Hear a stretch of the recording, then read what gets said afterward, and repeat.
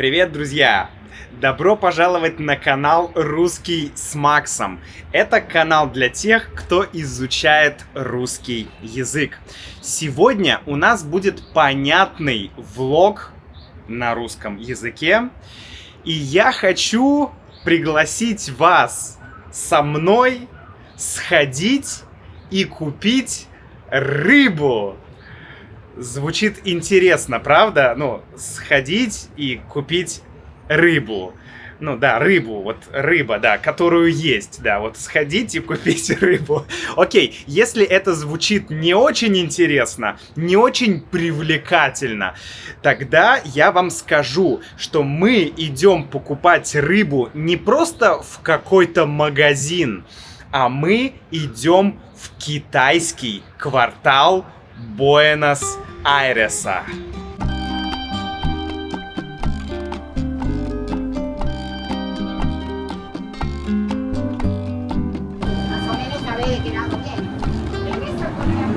Перед вами, друзья, город Буэнос-Айрес, а точнее район Бельграно. Здесь сейчас на экране вы увидите карту Буэнос-Айреса и то место, где находится район Бельграно. Я как раз здесь живу сейчас. И на этой же карте вы увидите, где находится китайский квартал или Баррио Чино, куда мы сейчас идем. А вот так выглядит один из таких больших проспектов Буэнос-Айреса. Здесь ездят метробусы. Метробусы — это, по сути, автобусы, которые ездят по выделенной линии. О, много полиции сегодня. Ну, вообще здесь обычно много полиции, и в целом это достаточно позитивно. Потому что, ты чувствуешь себя чуть более безопасно. Видели, у девушки сумка, вернее, рюкзак был спереди, да? Рюкзак многие носят не сзади, как я это делаю, а спереди. И на самом деле, насколько я понимаю, это как раз для того, чтобы у тебя его не выдернули. Да? То есть нужно всегда помнить о безопасности. Наверное, в любом большом городе так.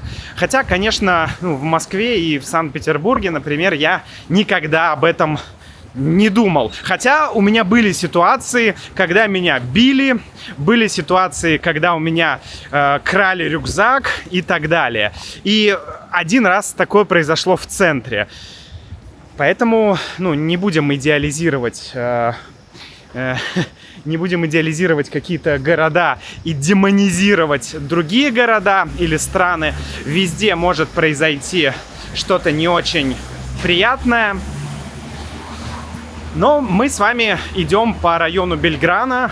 Один из спокойных в плане безопасных и спокойных в плане тихих районов Буэнос-Айреса. Может быть, он не очень прям тихий, но это зависит от той части района, в которой ты находишься. Но район очень приятный, красивый. И есть вся необходимая инфраструктура здесь, конечно же. Как и в любом районе Буэнос-Айреса.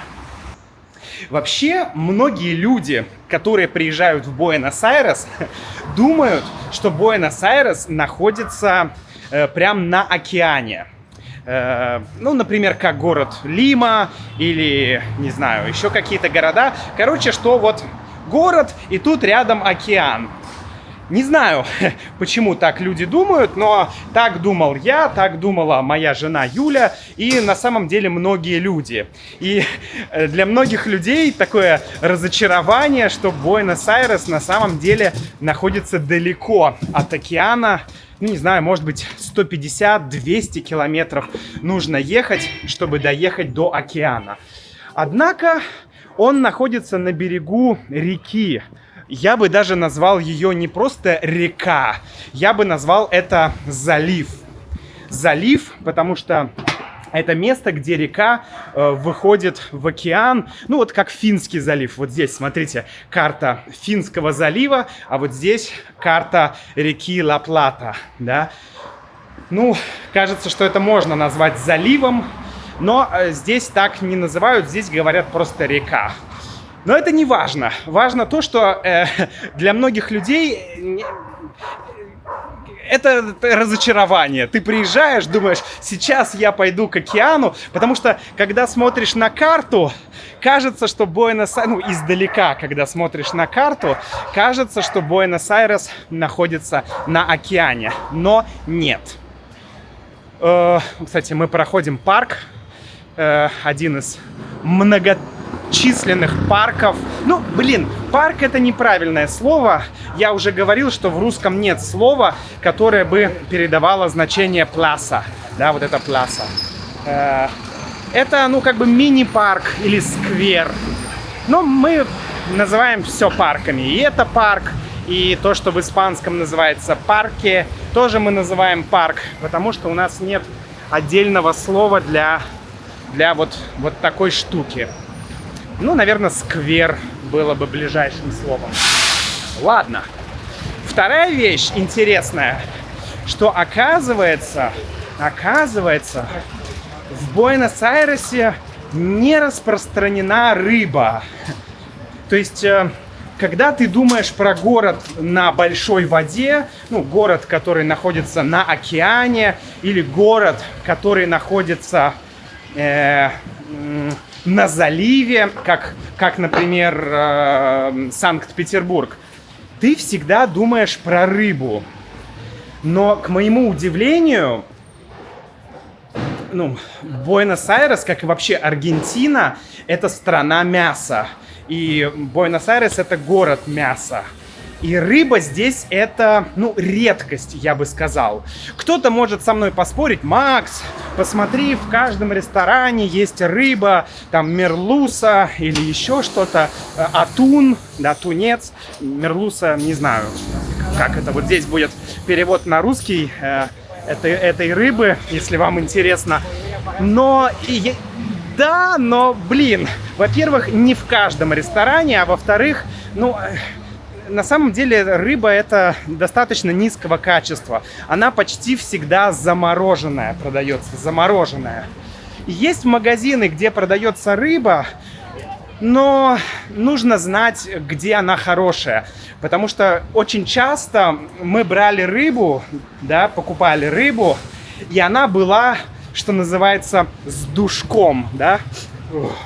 То есть душок — это неприятный запах рыбы, которая начала портиться. То есть она неплохая, она не испорченная, но она просто имеет не очень приятный запах. Ну, я такую рыбу, конечно, не могу есть. Ну, могу, но я не покупаю такую рыбу. А свежую рыбу найти не так просто. Вот, хотя это странно. То есть те люди, которые ездят, например, в Бразилию или в Чили, говорят: о, мы там ели рыбу каждый день, морепродукты тоже ели каждый день, классно. Не знаю, интересно, почему так. Интересно, почему так. Если вы из Аргентины, пожалуйста, напишите. Может быть, вся рыба и морепродукты идут на экспорт, а может быть, просто... не знаю, нет культуры, ну как-то люди не привыкли, не любят есть рыбу. Интересно мне, почему так, друзья? Если вы знаете, пожалуйста, напишите. А мы тем временем подходим к китайскому кварталу. Друзья, деревья в Буэнос-Айресе — это одна из главных достопримечательностей. Здесь просто нереально высокие деревья, но вот это платаны. А еще есть фикусы и другие разные деревья, и они просто гигантские. Просто гигантские. Вы посмотрите на... Ну, это еще не очень большое. Вот это дерево. Это просто невероятно. Огромные деревья, высокие. Это очень-очень впечатляет. Вот станция метро Бельграна-Се. Бельграно-Се. И здесь находится китайский квартал. Здесь он начинается. Как видите, здесь есть туристический информационный центр. И все продублировано на китайском. А вот здесь начинается сам китайский квартал. Начинается он вот такой аркой. Огромная арка, красивая. Вообще ощущение, как будто ты находишься в Китае. Обожаю китайские кварталы. Ну, вы вообще знаете, что я фанат китайской культуры, китайской еды, китайской философии. Это, не знаю, это часть меня. Китайская культура повлияла на меня очень сильно. Я жил в Китае, я учил даже китайский, но, к сожалению, не очень хорошо что-то помню. Весь китайский остался в пассиве. Но окей, это сейчас не важно. Давайте прогуляемся по этому китайскому кварталу, посмотрим, что здесь есть. И потом пойдем и купим рыбу. А рыбу мы купим в старой части китайского квартала. Эта улица, вот эта улица, она открылась буквально недавно. Она новая.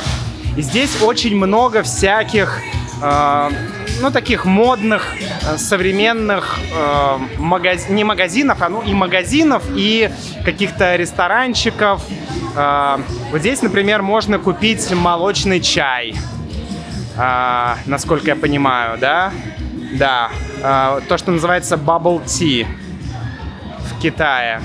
Вот. Здесь не только на самом деле китайская кухня, здесь есть и, например, корейский бибимбап. Только я не могу найти, где он, может быть, он дальше. А есть и не только китайская еда, например, вот это Chicken Club, какая-то курица, не знаю, имеет она отношение к китайской еде или нет.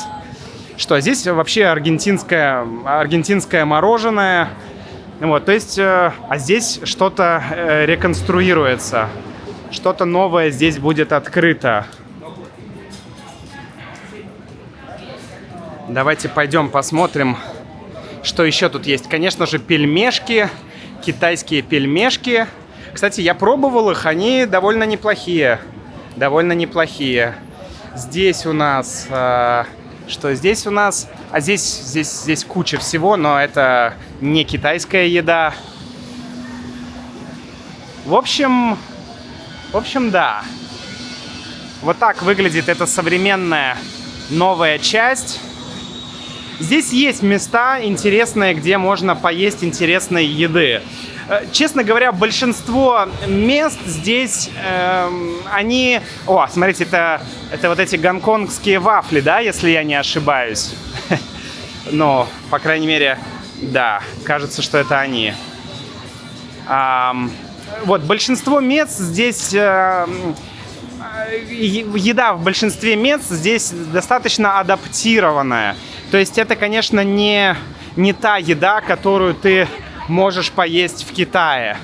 Однако есть некоторые кафе, или ресторанчики, где еда прям, 100% китайская. Вкус прям как в Китае. Вот, если вам интересно будет, напишите мне, я вам скажу, что это за место. Вот, здесь много всего. Там мороженое, напитки, не знаю, вон суши. В общем, разная азиатская еда. Вот, довольно интересное место.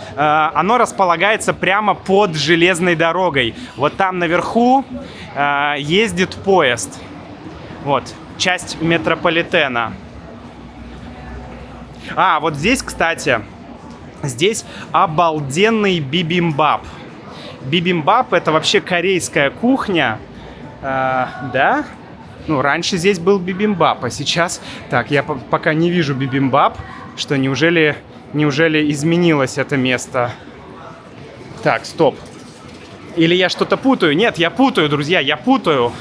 Я вас запутал. Лапша. лапша. Вот это место, где продается классный бибимбап. Да, вот это оно. Это точно оно. Здесь классный бибимбап. Ну, как классный? Конечно, он не похож на бибимбап в Корее. Я, кстати, был в Корее 3 дня в Сеуле. Вот. Он не похож на... Ну, он похож на корейский, но, конечно, это не совсем корейский бибимбап. Но, тем не менее, это вкусно. Это вкусно. Вот. Здесь тоже такие макарошки летающие. Или лапша. Ну и сейчас давайте пойдем в старую часть. На более старую. Кстати, смотрите, а там строительство продолжается. Строительство продолжается. Баррио Чино растет. Хе-хе. Прикол, прикол. Смотрите, там тоже будет продолжение. Ну, понятно, это место очень популярно, очень. Я специально пошел сюда утром в будний день, потому что, ну, если ты пойдешь сюда в выходной день, здесь будут толпы людей. И практически будет невозможно перемещаться, ходить. Поэтому я пошел сюда утром. Сегодня у нас что? Сегодня у нас среда. Вот, среда, утро. Тут, кстати, еще много магазинов китайских продуктов. И это тоже очень круто, потому что ты можешь купить то, что ты не можешь купить в обычных магазинах и супермаркетах Буэнос-Айреса. Вот, ну, конкретно здесь я не знаю, что. Ну да, здесь прям вот китайские продукты, очень много китайских продуктов. И таких магазинов несколько. Мы здесь обычно покупаем соевый соус и иногда лапшу быстрого приготовления. Я знаю, что она не очень полезная, но она вкусная, и иногда мне хочется такой вот китайской лапши. Вот это, кстати, улица такая, ну, постарее. Здесь уже немножко по-другому все выглядит. Вот, смотрите. Львы. Красавец. Красавец. И здесь продолжается какой-то стритфуд. Тоже все похожее на китайскую еду. Ну, можно назвать это китайской едой. Ладно, давайте я не буду с занудой. И просто скажем, что это китайская еда, и все. А мне нужно найти магазин рыбы. Рыбный магазин. И, по-моему, кстати, он здесь. Я, честно говоря, там не брал никогда рыбу сам. Мы всегда... Ну, либо Юля брала там рыбу, либо мы вместе брали там рыбу, но это было давно. Но, да, я нашел это место. Вот оно. Рыбный магазин. Сейчас мы туда пойдем и выберем какую-нибудь свежую рыбу.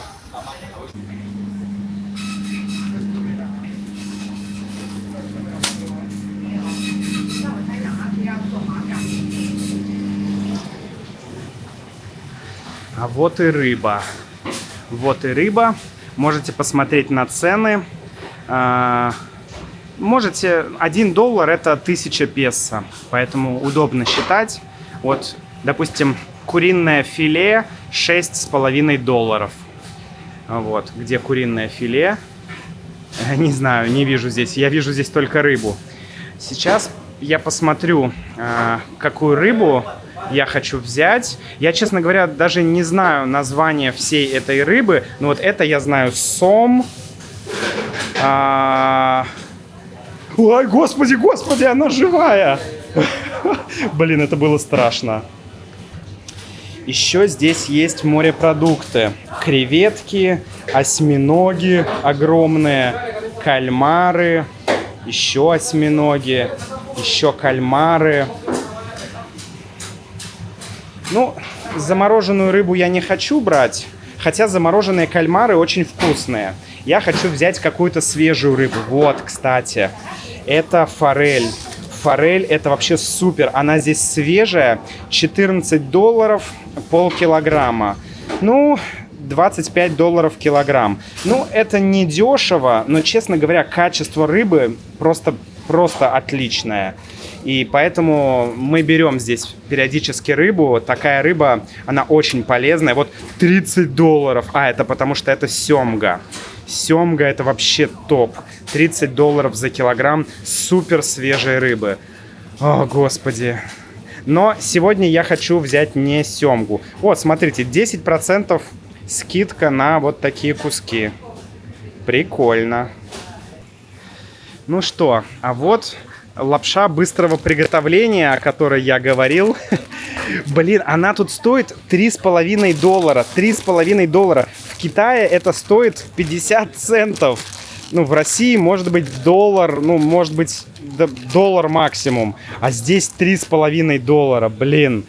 Но есть и более дешевая. Вот, например, за $1,5 такая лапша. Но в других магазинах Буэнос-Айреса эта лапша будет стоить $3, а не $1,5. Вот, поэтому я люблю китайский квартал. Здесь все дешевле. Кстати, замороженные морепродукты здесь тоже дешевле, чем, например, в супермаркете, и они здесь гораздо лучшего качества. Вот. Ну, мы часто берем креветки, или кальмары.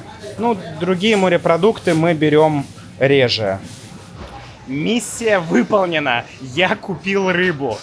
Я выбрал рыбу, которая называется морской лещ. Никогда не ел такую рыбу. Не знаю, насколько она вкусная, но вроде бы мне показалось, что она достаточно свежая. Единственный момент, люди покупают рыбу, ну вот целую рыбу, и там же, вот, где ты выбираешь рыбу, там стоят такие парни, которые могут ее почистить, вытащить внутренности и порезать.